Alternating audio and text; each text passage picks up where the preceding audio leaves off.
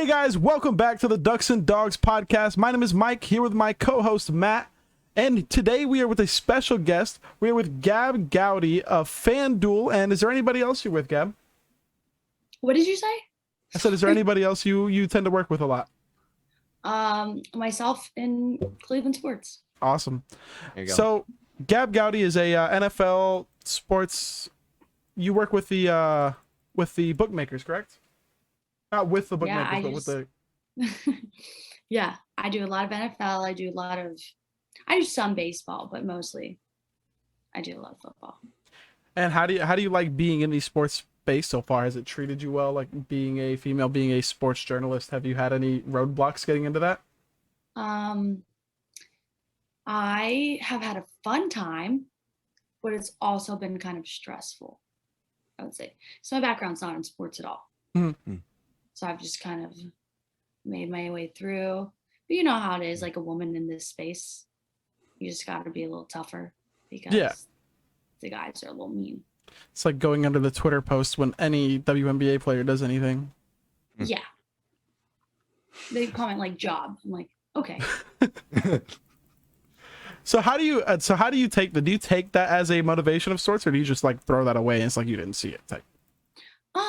To be honest, for like the longest time, I was like, you're right. Like, I don't know this is not my space. Like, I didn't go to school for this. I feel kind of out of place. But now I'm just like, you know what? I worked hard. I got here. You guys are probably like 12-year-olds typing away on your little computer, and you probably want to do this too. So I'm just going to take it as a compliment. Just take your dub and keep on rolling. Yeah. 12-year-olds are most of sports Twitter. So yeah, I'm sure you know that by now, but yeah, there's a lot of 12-year-olds or 45-year-olds, nothing in between. Yeah, pretty much. We're in the few in between. Matt isn't. If you're in between, you're just pretty chill. So yeah, there you go. Matt isn't one who gets a lot of backlash though. So Matt tries to keep it safe on social media. He doesn't try to make anyone mad. I'm good, squeaky clean guy. So I don't know. That's not my thing. So go you. Good for you for dealing with that, because I could never. So I made a Mount Rushmore of Oregon at one point, and I intended for it to be football related, but I didn't say that, and I left off Oregon's Sabrina Ionescu, if you know who that is. Mm-hmm. And man, the amount of hate I got for that was absurd. Yeah. Mike's already got quite the reputation on college football Twitter anyways, so yeah. Didn't help. I have some Oregon ties though, so. You have some Oregon ties? What are those ties? Mm-hmm. So, Juwan Johnson. Mm-hmm. I did, when he was going into the draft, I did an interview with him. He said this was like his first interview, podcast, anything. I was the first one to ask him to ever do it, and he thought it was so cool. And on the show, he said, me and my wife started a TikTok. We're trying to become famous. They have 1 million followers on TikTok now. Dang, so really? Cool. Yeah. I don't follow like many Oregon players on TikTok, but I know a few of them are really big on it. Yeah, they're so funny on there. They're so good. Like they had maybe like 200 followers at the time. He's hilarious, man. From everything I've seen, he's funny. Yeah. I know there's I follow them, they follow me back, and like they follow like 20 people, and I'm like one of them. So it's pretty cool. That's pretty dope. It's always nice to be on an exclusive group of people. Yeah. So it's cool. I'd like to see that they like grew like that. So that was like crazy. So how do you feel TikTok specifically? Because that's one of the spaces you're heavy into. I think you have like 72,000 followers over there. How do you feel like TikTok has influenced women's athletics or women in athletics in general? I think it's great. Like, I think that it's one of the best things for the women in that space, to be honest, because that app is nuts. Like, you can blow up so easily on that app.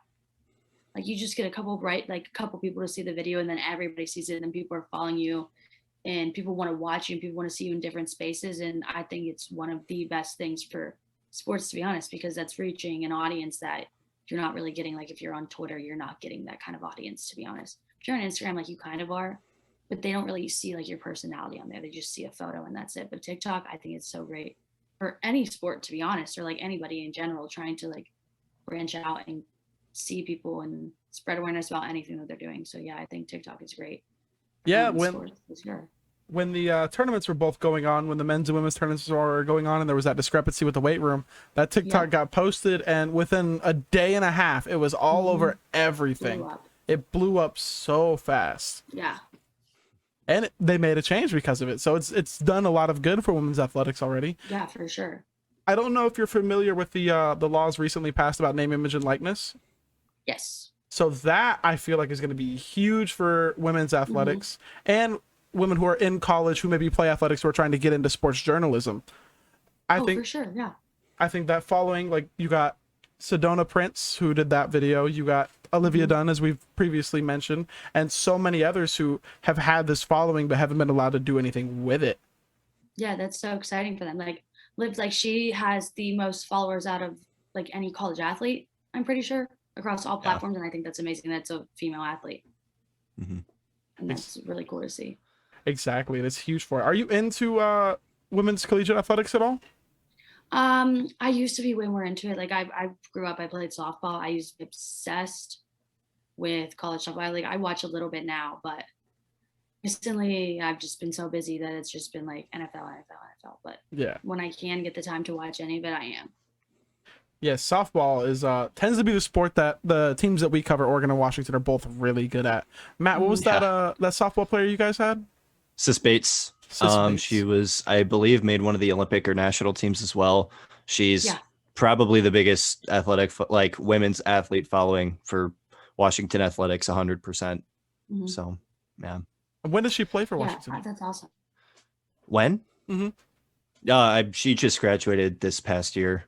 So, yeah, she's pretty recent. And I mean, she had a big stint at the tournament and that team looked really good. And even with UW, like volleyball's traditionally very good. They made the Final Four the past year, and you know, soccer's always up there. Like women's athletics, and even just for Oregon and the Pac-12 overall, all those other schools, it's kind of our thing.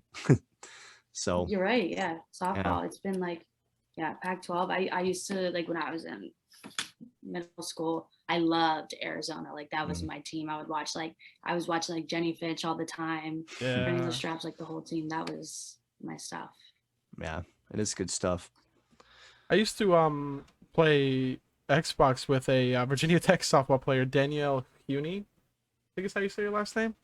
But it's so cool seeing how these sports are growing and expanding, and it's showing these colleges that there's a fan base for it. If you put the money into the programs and your teams get good, Oregon has sold out so many women's basketball games in a row. Like there's a fan base there as long as you invest into it. If you have a terrible team, obviously nobody's gonna go watch. Exactly. Yeah. Like I feel like with my thing with softball, like that was my favorite thing to watch ever, and I feel like it kind of died down after they took it out of the Olympics, but I'm glad that it's back now, and I feel like it's like growing back up to what it used to be. I'd rather watch softball than baseball. Yeah, that's true. It moves a lot quicker.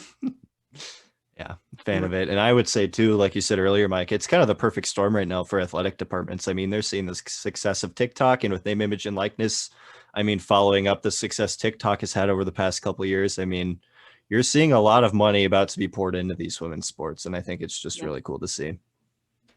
Yeah, and especially with women's coaches in sports as well. Oregon recently, over the past few years, hired a football coach, Cody Luke. She's the director of football administration. She's the assistant director of football operations, and she's the executive assistant to our head coach.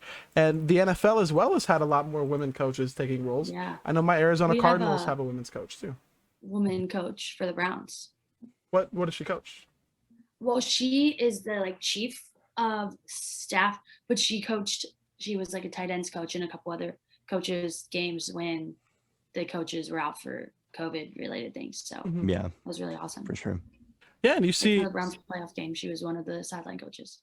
Every time I see them get hired too, they seem to be, the players seem to love them, and they're great. They're well respected in the locker room. The only blowback you hear is from these Twitter kids, and it's like, these are great coaches. Just because they didn't play the sport doesn't mean you weren't a great coach. She played football for the USA women's team. So she did. Yeah, she's a star. But even if she didn't, like, she's a smart lady. She knows her stuff more than the guys that are typing on the internet. I forget that there's a women's and men's world football championship. I always forget that that's a thing.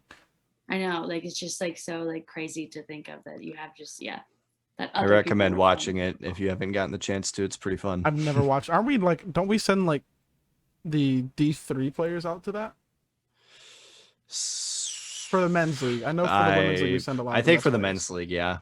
Besides that, I'm not sure. I know that the NAIA, which is, I guess, my realm of expertise as well, women's flag football is an official collegiate sport now. Oh, So you're nice. seeing that getting branched out into. I attend an NAIA school, if you didn't know. So That's yeah, awesome. it's pretty cool to see. With what we were talking about also with kind of, you know, the comments under the WNBA posts and what you've had to deal with, do you think in the next few years there's going to be a shift in the narrative relating to women's sports and how, you know, all those keyboard warriors see it? Or do you think there's got to be a little more work put in before you really start seeing change in that realm of things? I think that it will get better because it'll be more common to see. But at the end of the day, no matter what you do, there's always going to be people that are idiots, and there's always going to be people that are mean, and there's always going to be people that are miserable to try to bring you down. For But sure. I think that it will get better. But still, there's always going to be that one person that has to say something ridiculous. No matter what you do, like you could be the best at something, and there's still someone that's going to say something negative. 100%. Yeah. There are people who would down talk women's basketball with a Kobe avatar, even though he was like the biggest supporter of Right. women's basketball ever. Like, It's just like the irony is just like so there, and they don't see it. Like the awareness is not there. exactly. And the sports 100%. are just going to continue to grow. I think it's going to become a lot better over the next few years, especially as there's more women commentating sports, more women in front of sports, more women coaching sports. As they get more involved in all aspects of it, I think that's going to start dwindling down and down and just be much less of an issue. There's obviously still going to be the, you know, the ratio type commenters and stuff like that. Yeah. You're never going to get rid of the issue 100%, but obviously shifting the majority of the Mhm. narrative to the minority. So Yeah. that sort of thing. I know there was one that's kind of relevant to the podcast topic here being Oregon and Washington, as well as the Cleveland Browns. You had TJ Ward's tweets earlier today. Gosh. Oh my gosh. Come on. You know, I love TJ Ward when he was a Duck and, you know, when he was a Brown and Bronco but that was, Like they just fire things off and they don't get it. I don't know if some of these athletes like fully read the tweet before they hit send. I don't think they do. Or they look at it a couple times, they're like, oh yeah, this is it. It's that Oregon education, man. I tell All ya. right, now. Yeah, I'm kidding. I That's a know. joke. That's a I joke. know. I'm kidding. No, but like I didn't see it because like yesterday I went to a baseball game and I was just like chilling. Sometimes I like to not be reading stuff because I'm like, I've seen too much today. hmm This is it. And then I go on Twitter this morning, I'm like, this guy really said that? It was I didn't see it until a few hours ago and I was like, what on earth? Yeah, like Oh, dude, Husky Twitter was all over that. Like the second it dropped, because you know we scramble for Unreal. anything we could find like that. But I guess if we wanted to, we could get into that topic if we really want to touch on it with the NFL and those sort of things. But the NFL and like the crazy tweets like the Cole Beasley and stuff like that. yeah, I mean, just because we were talking about TJ Ward, why not? You want to segue us into that, Matt? Yeah, I mean, just with the NFL and COVID protocols and everything, like, would you guys say that requiring players for vaccines is something that is reasonable? Do you think there's a threshold that should be hit? Like, with how the NFL's handling everything, like, are they in the right? Are they in the wrong? Like, what do you guys think? And this is, I'm not like, no Yeah. judgment zone, like, whatever you think, go for it. Speak your mind. I think like how they're making it is fine. Like they didn't say that you have to get it. They did not say that. They Mhm. said if you don't though and you cause problems, it's a penalty. And all these players are like, well, you can't tell us what to do. You can't say that. They said, well, we didn't tell you what to do. You're just choosing to not. Mhm. So I feel like the people, they're making it more than what it should be because they said you don't have to. Mhm. If you don't, here's what happens. But then they're like freedom question mark. And it's like, this is a business. This is their corporation. They can like make those rules. For sure. I've seen a lot of both extremes. Some people were like completely hate the rule, and then some people are like, oh yeah, just completely cut the players who are speaking out against it. I was like, you can't really like Yeah, you're not gonna cut them. they're like, oh yeah, the player doesn't matter that much. Well, when you're cutting like 8 of the biggest names in the league, it kind of matters at that point.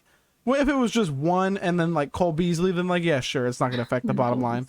But when it's like Jalen Ramsey, DeAndre Hopkins, and all these guys, it's much more of a delicate issue than just cut bait. Yeah, for sure. And even related to the Pac-12, kind of getting back to what we talk about, like Rolovich, like his whole deal with not even showing up to Pac-12 Media Day. Yeah. Because he didn't get a vaccine and hitting thresholds and all that. I don't know. It's just very interesting times because there are rumors of a Delta variant coming out and all this stuff with sports leagues putting in these different thresholds and percentages, and you need to do this and that, or you don't need to do this and that, and consequences. I don't know. It's just a very weird time. I think obviously we have to see how the Delta variant of the virus actually plays out, right? Because if this thing dies down like people are hoping it does, I mean, this probably won't be an issue we'll see past September or October. But I mean, anything can happen. Last year was proof of that. Fun and healthy season. Had to knock on wood. A good time. Yeah, seriously. I think that's what we're all hoping for. So, Gabb, I got a Browns question for you. Yeah. Never mind. He doesn't play for the Browns anymore. I forgot he went to the Texans. Who? Which one? I'm so glad there's editing. There. Pharaoh Brown. What about him? I was going to say, is he going to play a lot? Then I remembered he's on the Texans and he's probably going to start for them. Yeah, like half of our team is there. Like half of, like, there's probably like 10 players. I swear, like any player that could cut, they got signed by the Texans. Yeah, the Texans are the new Browns. Oh, speaking of the Texans, Deshaun Watson showed up to training camp today. He did. That is so. What do you guys think is going to go on with that whole situation with all the cases against him? Now, obviously, in to play devil's advocate a little bit, a lot of them have been found to be false, but a lot of them also been found to be true. What do you guys think comes of that whole situation with him showing up to camp and supposedly he's supposed to be traded within the week? Do you think he's actually going to play a game for the season? Yep, I do. I really do think he's going to play. I did not think that until he showed up. Now, do you think that it's because of the lack of proof, or do you think the NFL is just like, we don't care, he's that good? Both. A mixture of both. Both, definitely. You've seen with both many times. Yeah. The only time I think it's been 100% is when they can't avoid it and there's like complete, absolute, like obvious. And like the police are there in handcuffs. So the player that I blanked on another player who played for the Browns, who I heard was supposed to get a lot of playing time this year, Troy Hill, the nickelback. Yes. Is any news about him? Like, is he supposed to play a lot this year? I hope so. I feel like he's going to be a great addition to our team. He was one of my favorite players. Has only gotten better from last year, so. Yeah, he's been waived and cut a lot. So I'm hoping to see him land on his feet and ball out for y'all his last few years in the league. A local man, so I'd like to see that. He's from Northeast Ohio, so I like to see him. Oh, he's from Ohio? Here. I'm pretty sure he's from Youngstown. Let me look real quick. I could be lying to you, but let me make sure. Let me get a little wiki page up, and I'll tell you. Yep, he is from Youngstown. Really? I'd ask about a Husky player, but the last Husky player for the Browns is Danny Shelton that I can even remotely think of, and we all know how that turned out. So, man, I'm just ready for NFL season. What are you most excited for with the NFL season? Like, do you have any big names you're wanting to see? And I know you love your Browns, but other than who I'm most excited for, or what I'm most excited for? Yes, let's do both. I'm most excited for Odell. Odell, I love Odell. He gets too much hate. Odell is my favorite player in the NFL. He's been my favorite player, and as soon as we traded for him, freaked out. Instant freak out. I was living in Pittsburgh at the time, but I was still freaking out. Living in Pittsburgh, being a Browns fan, that had to have been fun. I had a blast. I did. And what I'm most excited for, I'm just excited for people to be there and having fun and watching their team, and I'm excited for tailgates. Oh, yeah. Cleveland's definitely one of those places that benefits from having fans there. So, yes. Yeah, they can go from like 2 wins to 6 because of the fan. Yeah. We have a great tailgate scene, even though some guy from Boston wrote an article that said we don't, but that's fine. Some guy from Boston. Who cares what Boston people think? Huh? Yeah, like if he wants to think that, whatever. He's probably a Pats fan, so who Yeah, cares? just miss out on Honestly, all the fun. I'm excited to see Justin Herbert this year. It's gonna be so fun. Oh yeah, me too. Me too. Matt's excited for Jacob Eason. Jacob Eason's gonna. Carson Wentz is gonna go down. Jacob Eason's taking the reins Hey, all the don't- way to the Super Bowl. Don't wish baby. that on my boy. I Wentz. don't, hey, Knock I on don't, some I wood, don't, man. hey, no. I don't wish that on Carson Wentz. I'm just saying, if he goes down, Eason's ready, man. Throw him in there. He's ready. Or Kirk Cousins goes down, Jake Browning. Oh god. Now, what about Jake It's gonna be Browning? Huh? Deshaun Kaiser all over again. Oh No, God. don't even wish that on Don't, anybody. no, a fate worse than death, honestly. Way worse than death, Deshaun Kaiser. I feel like the Browns quarterbacks from like 2000 up until Baker Mayfield pretty much were just thrown into the fire Yeah. with I no still chance love to Manziel. succeed. I don't There's care. so many that were so bad. Like I made a TikTok maybe like a couple months ago. It was like a TikTok trend and it was like all these girls, it was like show your bodies and like showing pictures of all these guys that they like hung out with. And I did it, but I put like every Browns quarterback from like 1999. Everyone's like, oh my God, you hang out with that many people on the team. Like jokes right over your head, you guys. I still think Manziel never got a full fair shot in the league after he recovered his issues, man. I think he could have been good. I love Manziel. I'm gonna always be a He stan. didn't really help himself out though, even Yeah, after. I mean, but there's other people who didn't help themselves out who still got their fair shot. It's true. That's very yeah, true. but he did a lot. Yeah. I think it was mainly his personality that they didn't like, so they used that and they were like, okay, well you did this, completely His hold it out. personality, as in getting a private jet, going to Vegas the night before a game, and then flying back and trying to have a I fake love that. ID and Which- a wig, and everybody knew it was That's Ocho Cinco. That Like, was I the love that was the worst disguise I've ever seen. The pictures like that it was a fake surfaced of mustache and a fake blonde wig. that. He probably thought it looked so good. See, I love the cocky, like loud quarterbacks. Like I love the cocky, loud players in general. I love Chad Ochocinco. I love Baker Mayfield. I love Johnny Manziel. Like those are my favorite players. I find it interesting that you bring up like Johnny Manziel's personality, like screwed him over, but like those are the people in the NFL that make a lot of money, like make money not only for themselves but for the NFL, just because people watch because they either hate him or they love him. Uh-huh. Yeah. Like it's like it benefits everybody. when you Odell have doesn't players have like that in the league. personality, but he's got the same Yeah. polarizing He's got the factor. hate. Yeah, exactly. Yeah. People either love him or hate him. Like I'm a huge Odell fan. Although I But- guess the only way that does affect teams is in the locker room, but obviously that's something the fans don't really see, so we don't really care about Yeah. that. But see, I also don't know how many people in locker rooms hate people like Baker, Manziel, and Ocho. I feel like those are the Exactly. most loved guys in the they locker really room. like him. Like everybody I've spoke Mhm. to that's like ever played with Johnny Manziel, they're like, yeah, he's like a cool guy. He's It's just crazy.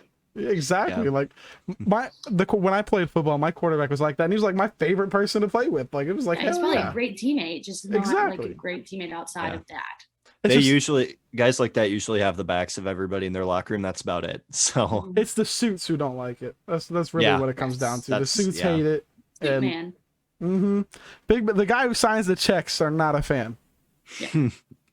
So who's gonna break out for the Browns this year? Odell. Well, I mean, Odell's already Odell, No, he hasn't. He hasn't had a Browns good season yet. but he's still Odell. Like you can't break out when you're Odell Beckham. Like when you Yes, when you he have can. when you got a Rolls Royce with a gold catch sitting on it. Like how you gonna break out past Come that? on, he hasn't had a great Browns season yet. It's gonna be him. So he's gonna ball out. Any people whose names we don't know gonna ball Comeback out. player of the year. Comeback player of the year. I hope so. I love Odell. It's Odell. That's my only answer is Odell because everybody's doubting him.